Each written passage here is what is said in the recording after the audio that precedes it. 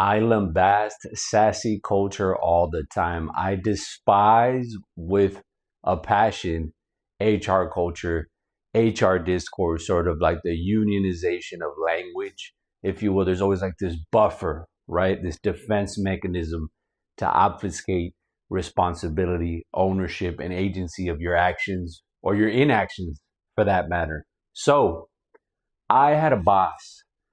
This is in my younger days. I had a boss. I was working for an environmental organization. Don't ask why. I was cucked out of my mind ideologically, and I really thought that the earth was going to be saved by women. Boy, was I mistaken. And so I had this romantic notion that women were going to be the stewards of the earth and they were going to lead us on this crusade to save the planet. That was sort of my mindset, my mind frame. I was totally, like I said, cucked to the gills. I couldn't help myself. I couldn't help myself. I was eager to fit in, eager to be accepted, and women accepted me. Women embraced me. And that's not to say that I'm like lambasting femininity at all, right? But what I'm pointing out, what I have a bone to pick with is toxic femininity, right? Misandry, if you will. So, like I said, I was working for this environmental organization, very faux woke, very pro bureaucracy and funding and granting and grants for that matter. And so the workload was heavy. There was one summer I was there, and I'm on this crusade to plant more trees. We need more green spaces. We need tree cover. You're in search of shade in the summertime, and you can stop under a tree and hang out. So anyhow, I was on this project, and I was spearheading this project to go ahead and plant more trees in the neighborhood. So this is in the middle of the summer, where the sun is at its peak. It is hot, very hot. So anyhow, at one day, I come back into the office after lunch, and then they're like, "Hey, we want to have a clandestine meeting with you. No other people were invited to this meeting." So I thought that was odd. Immediately I perked up, and it was her and then the other boss. It was two women, and they come in. They tell me, "Hey, like we don't think that you're working that hard. We don't see you putting in work. We see you kind of complacent." I'm thinking to myself, you have the nerve to tell me that after I've been blasted in the sun drenched, baked out of my mind, hallucinating almost, right? And you got the nerve to tell me that I'm not working hard enough, and immediately I was like, whoa, I was really taken aback. I was really shocked by where it was coming from. It didn't seem like there was anything that would indicate that there was warning signs that I was underperforming. And so after that, they tell me, she basically says, in other words, like, the door's right there. You're welcome to leave if you need to, if you so be it. So I was pissed. So I went back. I did my routes because I was like, all right, the next day we got to plan the route. So I just was like, I'm gonna just work as if I'm coming back tomorrow. And then fast forward, I get a couple hours later. I was like, dude, I'm gonna go with my gut. Like I'm gonna be like, yeah, I'm absolutely gonna take your advice, and I'm gonna walk through the door. And that was it. That was the last day I was there. And sometimes the lesson here is sometimes you got to sacrifice yourself. You have to sacrifice yourself to save someone else. I think I set a precedent, right? Because I knew that if I did that, obviously I was going to be out of luck, right? I wasn't going to have a job, and I didn't have a plan, right? But if I did that, I figured that the next time that happened, that wouldn't happen, right? There would be something in place to prevent that from happening again. That's what I thought, at least. And so, yeah, I took off. I never looked back. And that was that. And, for better or worse, I definitely ate dirt. For a long time after that, I was like an Uber driver, right? Working in the quote unquote gig economy to make yourself feel better about the title. The reality is I was driving people around, in my mind, overqualified, right? But still definitely taking the back seat and kind of assuming that I was a victim of circumstance, right? I was a tragedy of the commons. I couldn't get my way, right? I felt that I deserved better. I felt that shouldn't have been so difficult for me. And so I took that one personally, right? The whole attack. The other incident that I've had, like I said, man, I think all in all, female bosses are the absolute worst. Another one, they go over the rules. I break one of the rules. I was working a summer job teaching English to English language learners from Europe. Great students. They come, they tell me, "Oh, hey, we got to leave early." I said, "Sure."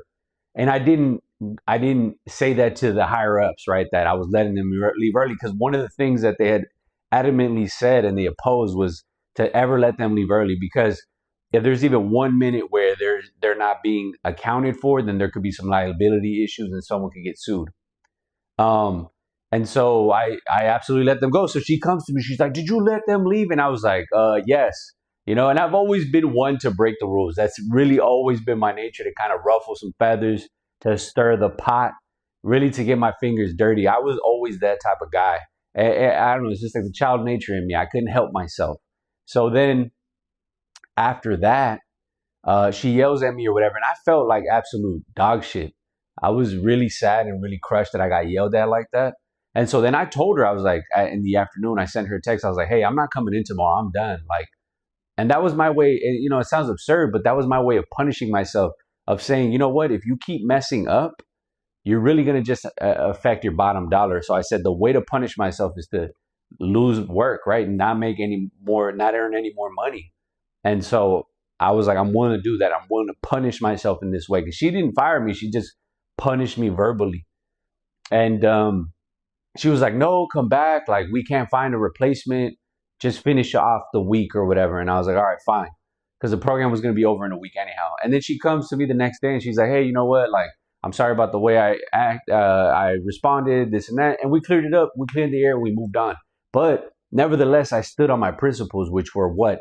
That I was not going to like be talked to down like that, right? I wasn't going to be lambasted, ridiculed, emasculated in that capacity. Could a man have done that? Perhaps. But I don't know if a guy would have yelled at me like that.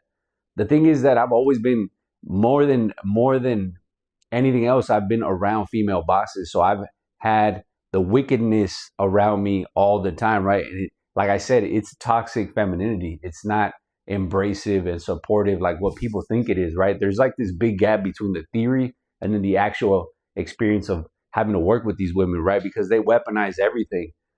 And those were some of the lessons. I probably have more female bosses that I've had to deal with, but those two in particular really stood out to me. And I think any guy that can attest to this, right, is that female bosses, unless they actually want to sleep with you, they're absolutely the worst. Because they think that they're taking on the qualities of a male, but really they're like these warped, sort of steroid induced like characterizations. They're caricatures, right? They're super exaggerated. And so they oftentimes come off as very vindictive, very bitchy. Like there's nothing about it that's sexy. And oftentimes they're, it's probably a function of like their psychology and their biology that's just very different from us.